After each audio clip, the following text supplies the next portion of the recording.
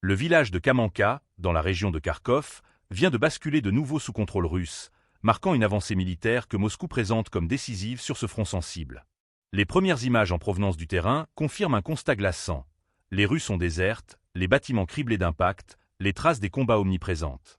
N'oubliez pas de vous abonner pour ne rien manquer de nos prochaines enquêtes et partager cette vidéo autour de vous. Chaque détail compte pour comprendre l'évolution rapide du conflit. Situé à seulement quelques dizaines de kilomètres de la frontière russe, Kamenka occupe une position stratégique.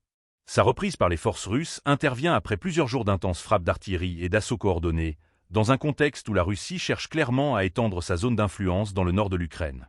Selon les autorités militaires russes, l'opération a permis de sécuriser plusieurs positions tactiques, créant ainsi un nouvel axe de pression sur les défenses ukrainiennes déjà affaiblies. Sur place, les ruines parlent d'elles-mêmes. Les habitations civiles ont été largement touchées, certaines totalement éventrées, d'autres calcinées.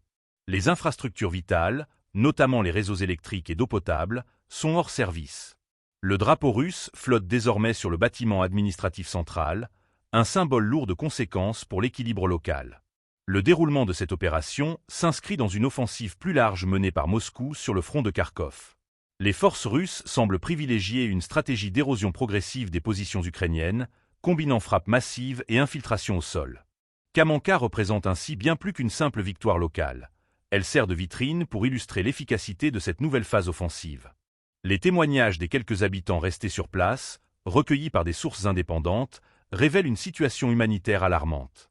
Coupés du monde depuis plusieurs jours, sans accès à des soins médicaux ni à des vivres suffisants, les civils pris au piège tentent de survivre dans un climat d'incertitude totale. Certains décrivent les combats comme les plus violents subis depuis le début du conflit en 2022.